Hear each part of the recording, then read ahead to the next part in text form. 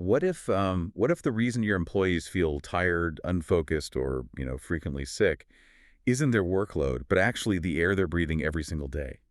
Yeah, I mean, it is the ultimate invisible variable in the modern workplace. We optimize software, we obsess over workflows, but we completely ignore the actual biological element keeping everyone going. Right. And in a lot of Atlanta workplaces specifically, indoor air is just continuously recycled through these massive HVAC systems. Yeah. And our research says these systems can quietly accumulate just immense amounts of dust, pollen, and contaminants over time. Oh, absolutely. And most business owners don't even realize the impact this is having on their team until, productivity drops or sick days start adding up in a way that just defies normal seasonal trends. Exactly.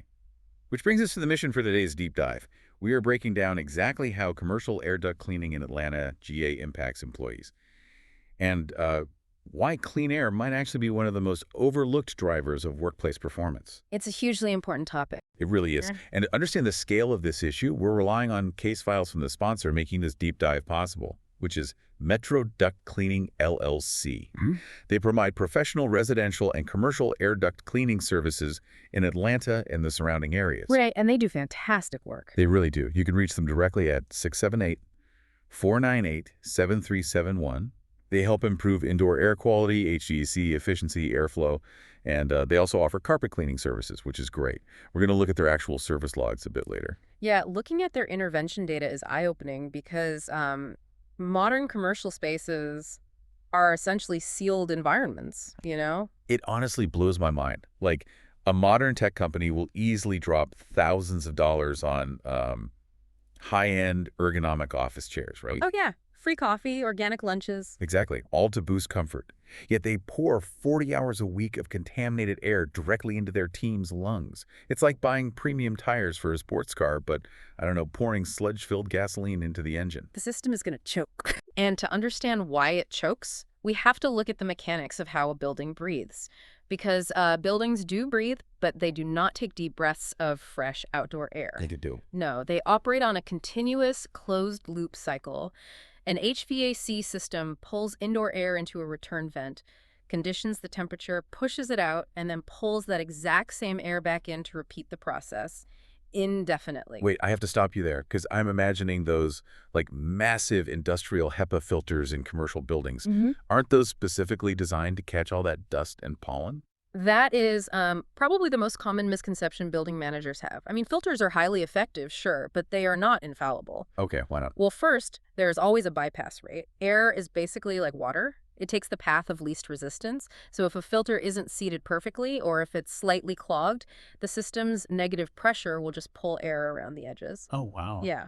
And second, every time maintenance opens a plenum or microparticulates bypass the mesh, those particles enter the ductwork.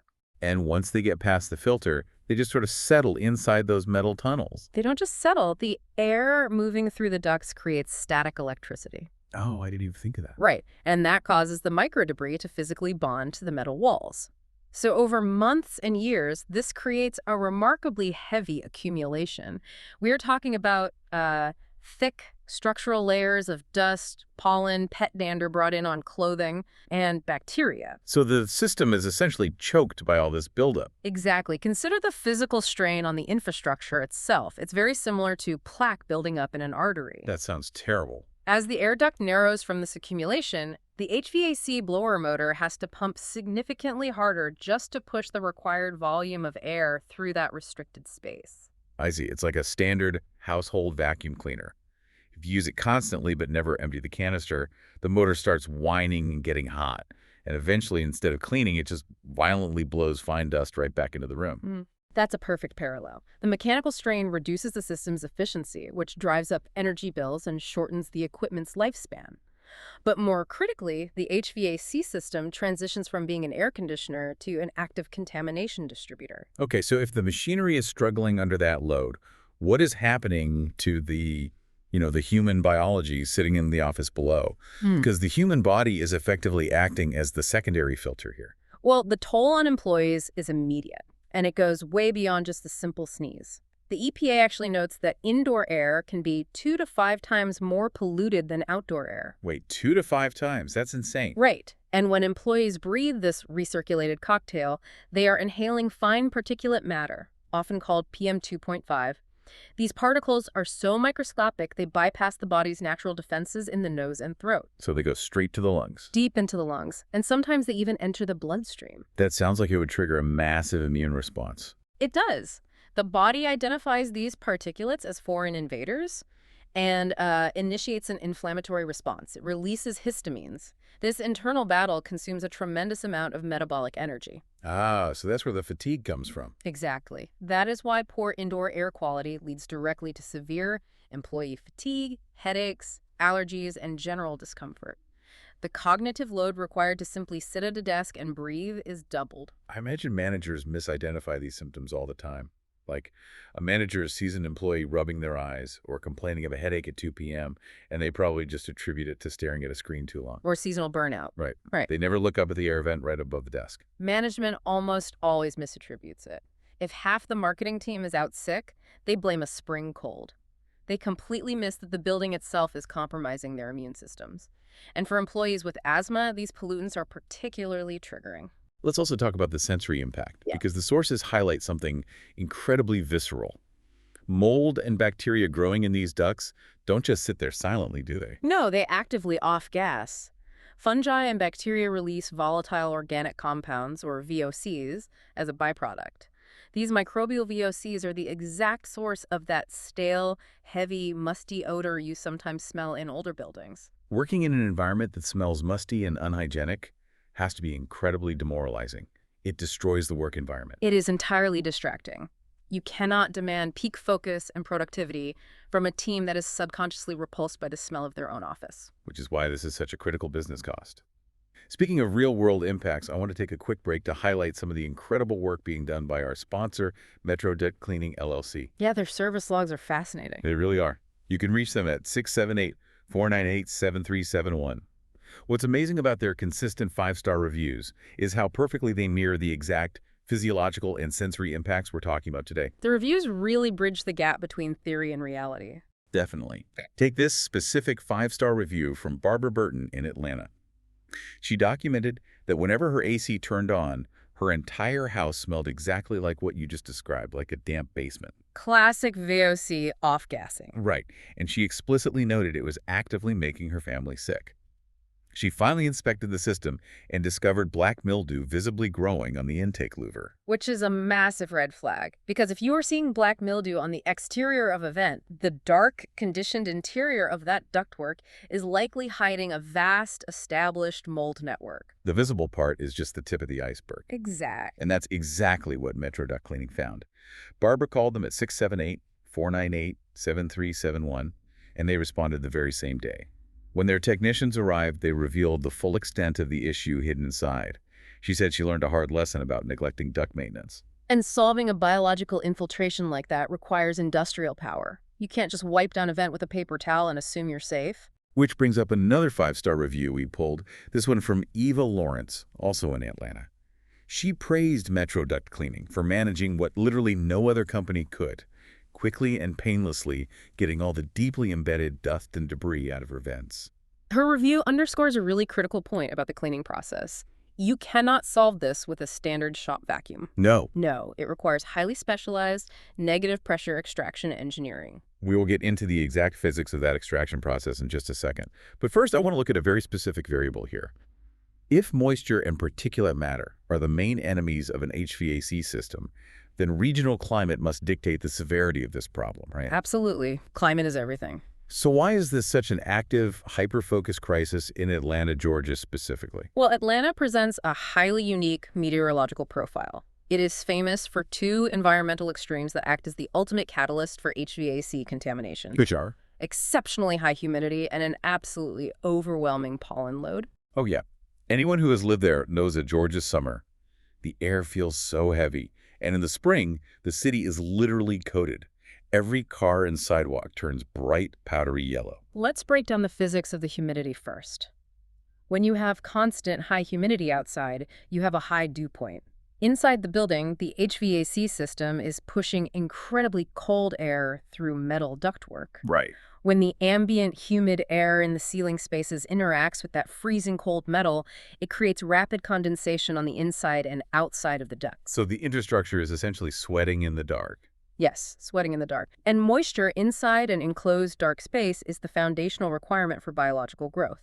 But mold and bacteria cannot survive on water and metal alone. They need a food source. They require an organic food source to metabolize and colonize.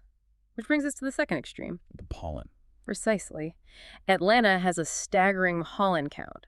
No matter how good your building seals are, that pollen aggressively infiltrates. It rides in on jackets, hair, shoes. Every time someone opens a door, Yep. Once inside, it gets pulled into the return vents and permanently trapped in that continuous circulation loop. so the condensation provides the water, and the dense pollen provides the organic food.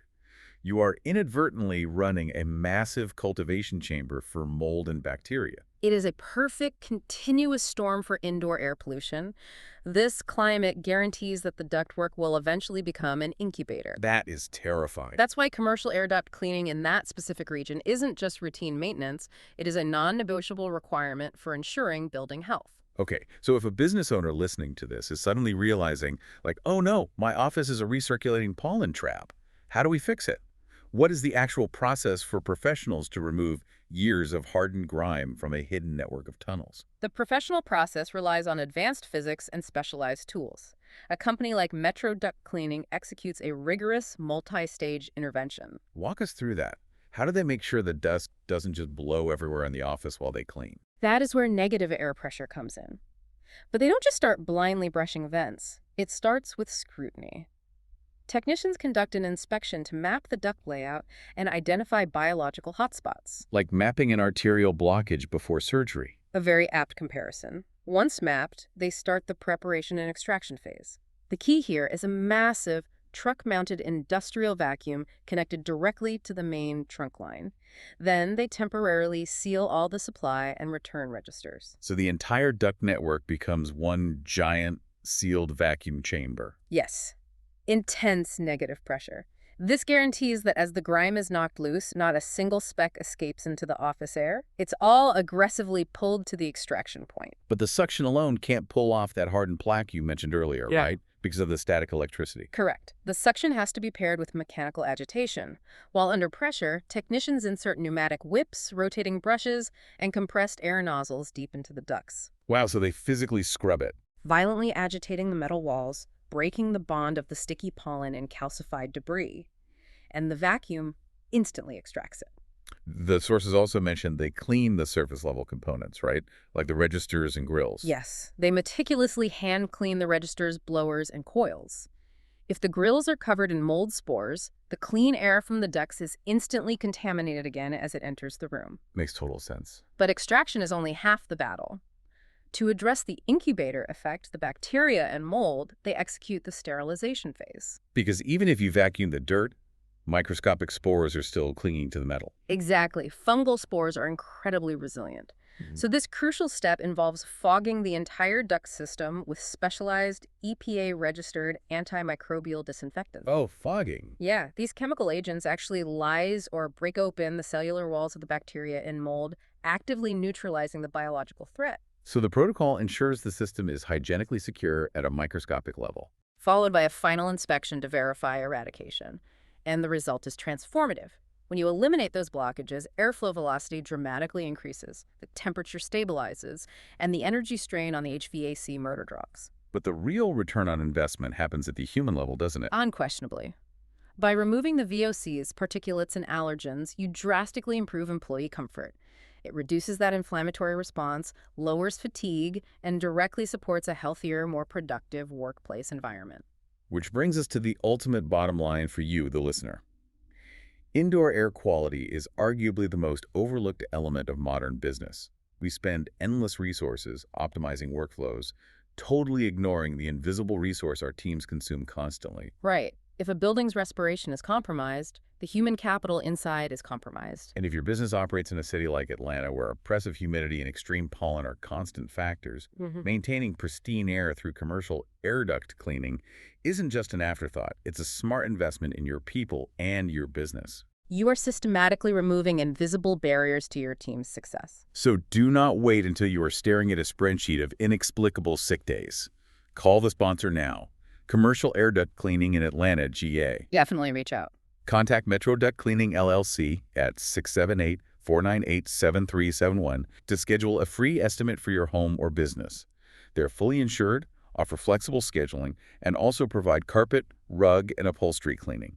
Once again, that number is 678-498-7371. To close out this deep dive, I want to leave you with one final thought to mull over. We spend vast amounts of capital trying to hack our productivity, right? We really do. But the next time you are brainstorming ways to get a 10% boost in your team's creative output, challenge your assumptions. Perhaps the answer isn't a new software tool or a corporate retreat. It's way more basic than that. It is. Perhaps the answer is simply ensuring that the highly skilled brains working inside your building are actually receiving the clean, unpolluted oxygen they need to thrive. Are you fueling your workforce with clarity or forcing them to survive on recycled, contaminated air?